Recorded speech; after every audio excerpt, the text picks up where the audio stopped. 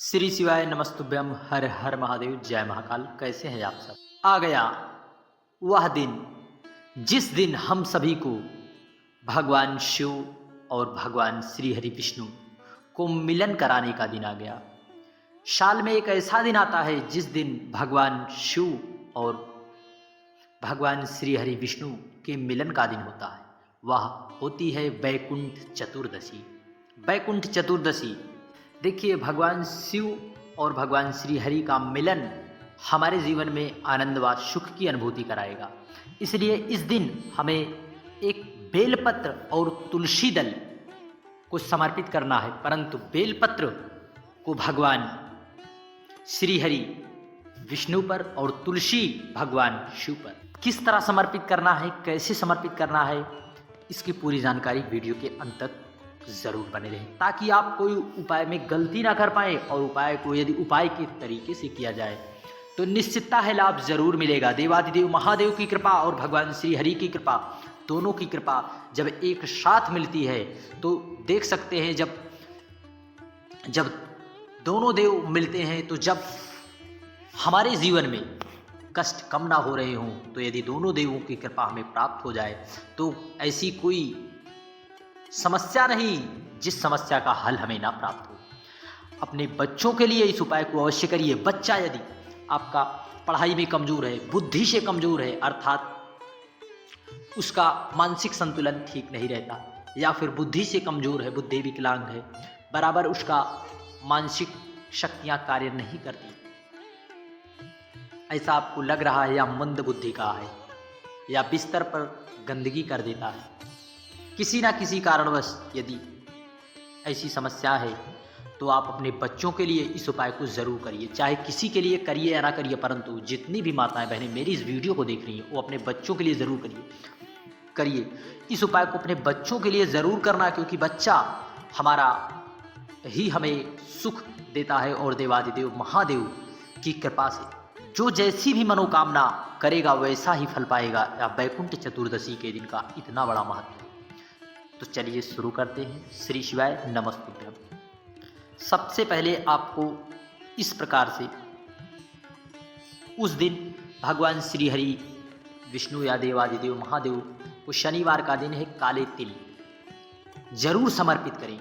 वैकुंठ चतुर्दशी के दिन पहले पूजा पाठ कर ले। घर के मंदिर में सुबह ब्रह्म मुहूर्त में उठकर घी का दीप जलाएं। मंदिर में यदि जहाँ पर मंदिर है वहाँ पर घी का दीपक अवश्य प्रज्वलित करें।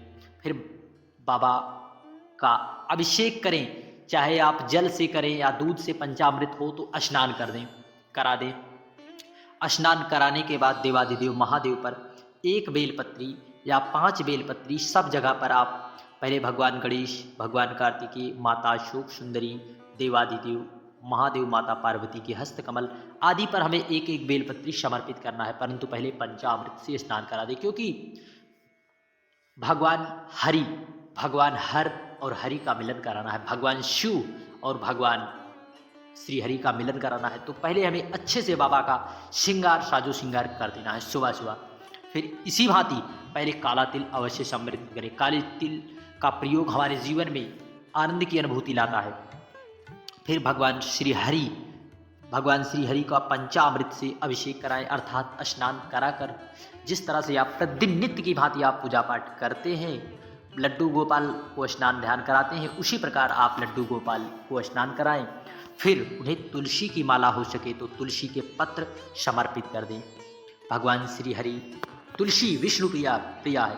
चाहे आप पूरे कार्तिक मास में कुछ भी समर्पित कर पाओ या ना कर पाओ, यदि आपने बहुत से भी पुष्प समर्पित किए हैं, यदि आप भूल कर भी एक तुलसी पत्र भगवान श्री हरि विष्णु को समर्पित कर देती है तो आपको संपूर्ण फल की प्राप्ति होती है। उसकी तुलना में तुलसी पत्र की महत्वता अधिक बढ़ जाती है। इसलिए भगवान श्री हरि को तुलसी अत्यधिक प्रिय है। तुलसी को विष्णु प्रिया, हरि प्रिया इसीलिए कहा जाता है, भगवान हरि को बहुत प्रिय है। तो आप स्नान कराकर आप तुलसी पत्र समर्पित कर दें। समर्पित करने के बाद फिर आ गया किस समय हमें चढ़ाना है। इस तरह से आप अपनी पूजा की थाल आप सजाते ही होंगे। फिर आप दोबारा आपके घर में लड्डू गोपाल या छोटी सी शिवलिंग है तो आपको इस तरह से पूजा की थाली सजा लेना है, उसमें तुलसी पत्र अवश्य रखना है और बेल पत्र। फिर उसके बाद रात्रि के 12 बजे जो आप समर्पित किए हैं, यदि आप घर पर समर्पित किए हैं तो बहुत अच्छा, यदि मंदिर पर समर्पित किए हैं तो भी और अच्छा, जैसी जिसकी सुविधा है। फिर जो आप भगवान श्री हरि पर तुलसी समर्पित किए हैं उसे उठाकर अपने मन की कामना, अपनी अभिलाषा रखकर, जो जैसी आपके मन में कामना है, बच्चों के लिए, बच्चों के भविष्य के लिए, बीमारी के लिए, जैसी भी कामना है वैसी करके उस तुलसी पत्र को, तुलसी दल को उठा लें। पूजन करने के बाद बाबा से प्रार्थना करिए, हमारे जीवन में यह समस्या चल रही है, बच्चों के लिए यदि बीमारी अत्यधिक चल रही है तो भी आप बाबा से प्रार्थना करिए, क्योंकि हरि और हर का मिलन हमें आनंद प्राप्त करता है। फिर उसके बाद जो बाबा पर चढ़ी हुई बेलपत्र है उठा लीजिए, इसे भी उठा लीजिए। और जो तुलसी पत्र लाए हैं आप, तुलसी पत्र लाए हैं, तुलसी पत्र देवादिदेव महादेव पर रात्रि के 12 बजे से लेकर 4 बजे के बीच समर्पित कर दें, यहाँ पर समर्पित कर दें और अपने जीवन में चल रही समस्या बाबा से प्रार्थना करें। बाबा बहुत हमने दुख झेले हैं, हमारे जीवन में धन की समस्या चल रही है, व्यापार की समस्या चल रही है, मैं व्यापार बदलते बदलते थक गया, हमारा बच्चा पढ़ाई में कमज़ोर है, मंद बुद्धि है, जैसी भी आपकी प्रार्थना है, जैसी भी आपकी समस्या है वैसी आप बाबा से प्रार्थना कर लें। फिर यहाँ से उठाई हुई बेलपत्र को आप ले जाकर जो है भगवान लड्डू गोपाल पर आप समर्पित कर दीजिए बेलपत्र को। बेलपत्र की माला बना ले तो और अच्छा है। समर्पित करने के बाद बाबा से प्रार्थना अवश्य कर लें। फिर से दोबारा से समर्पित करने के बाद थोड़ी देर रहने दीजिए, वहीं पर हरि कीर्तन थोड़ी देर कर लीजिए। ओम नमः शिवाय या ओम नमो भगवते वासुदेवाय करने के बाद जो बेलपत्र आप यहाँ पर समर्पित किए हैं इसे भी उठा लीजिए, और जो यहाँ पर आप तुलसी दल समर्पित किए हैं देवादिदेव महादेव के ऊपर, यहाँ पर तुलसी दल जो समर्पित किए हैं उसे भी उठा लीजिए।